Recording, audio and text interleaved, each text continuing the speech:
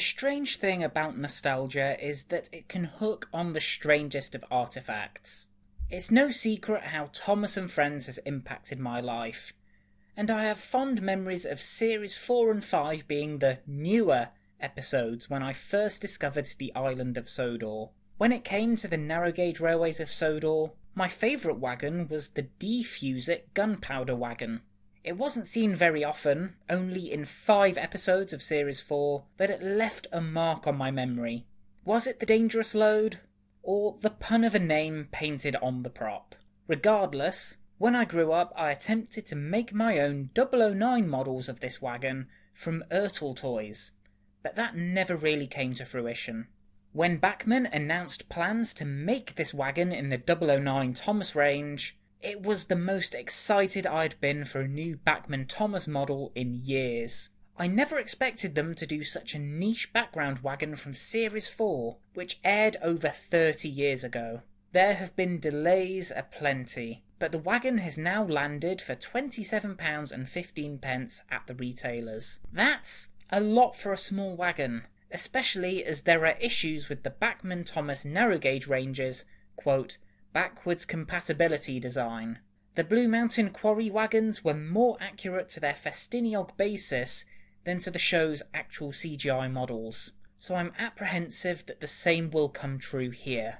The Fusit wagon came in the standard Bachmann Thomas narrow gauge packaging, and has the product code 77311. With the model freed, it looks absolutely glorious to a degree. It's well shaped, well lettered, has a lot of rivet details like in the show, and seems a bit too good to be true.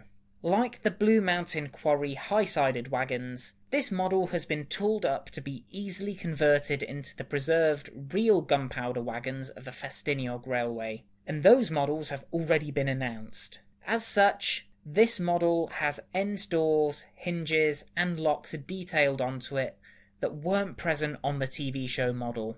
It makes more sense as a piece of rolling stock this way, and in fairness we never really get a good enough look at the ends of the wagon model in the TV show to know for sure it's the same shape all round. I'm inclined to be a bit more lenient here than I was with the Blue Mountain Quarry wagons, unless some new behind the scenes ruler images come to light. The other end of the model is more accurate, but highlights another problem. It's black, and Bachmann models are very glossy. This one is reflecting its own couplings in its livery. It's that shiny. It makes it look so toy-like, even though this is clearly aimed at older collectors who remember this wagon from their childhood. It wouldn't have taken much to give this a more matted finish, which would have lifted the look tremendously. The model from the TV show had no brake rigging, and as per the real-life prototype, Bachmann have included it here. I'd rather they hadn't, as being all moulded I can't easily remove it to make this wagon show accurate. But at least the brake handle doesn't foul the lettering on this side of the model. If you're looking for a screen accurate recreation of the TV show prop, once again this isn't it, and that's so the model can be re-liveried and repurposed. Glossy underframe brake rigging is included on one side, and the moulding here really isn't very refined. Underneath, we can see that that's all there is in terms of underframe detail. But more concerning is that this model, unlike other Bachmann Thomas narrow gauge ones, has coupling pockets that are fixed in position. There is no side-to-side give, meaning these may have issues on tight curves. On the scales, this model came in at 5 grams, which is rather light. I can't help but feel it should have, and needs, some more weight inside it than that. Rapido's open livestock wagons I reviewed recently weigh more than this. The back-to-back wheel gauging came in at 7.5 to 7.6mm, which is close to the standard. Overall, my first impressions are a mixed bag. I want to love it, but there are things here holding the model back from being as good as I hoped. I also have concerns about the lightweight and the couplings. So let's get Fusit's load onto the track and hope it doesn't cause confusion or delay.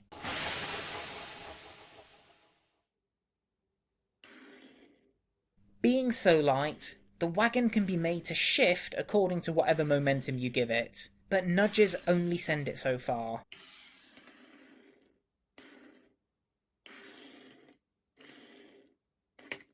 Oh, and it's so light I derailed it.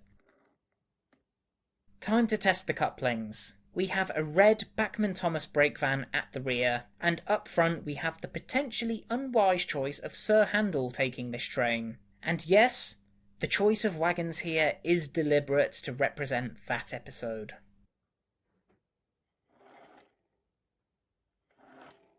It's coupled at the front, but won't couple at the back. Let's try one more time. The brake van's not taking. Time to get the hand of God involved.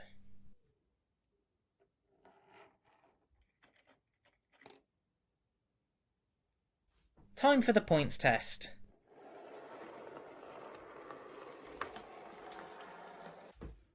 Oh dear, that didn't make it very far.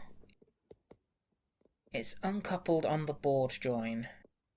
Attempt number 2 to get the train going. It's happened again. The lightness and fixed coupling must be allowing the wagon to decouple, or it's my crappy board join in this heat. It's another heat wave. Let's try the other board join to see what happens there.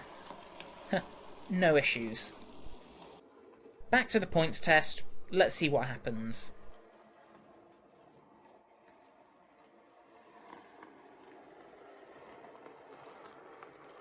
Sir Handel completes the platform side.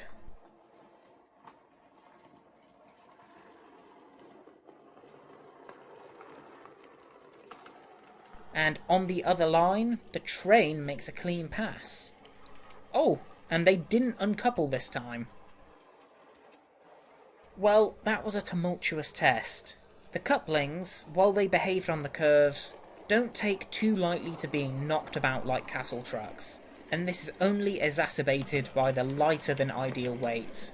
I'll have to add a bit more and see if that improves things, or try it on a layout without board joins.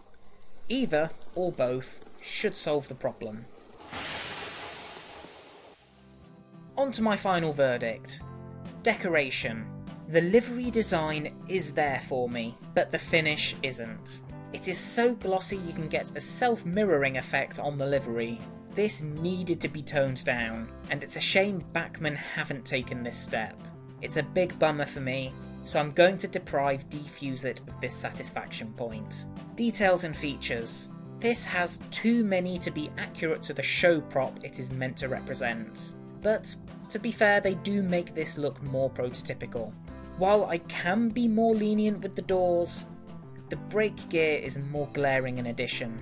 I'm on the fence here as I knew this would be Bachmann's approach. But that doesn't mean I agree with it. It may be harsh, but I'll deduct this point as well.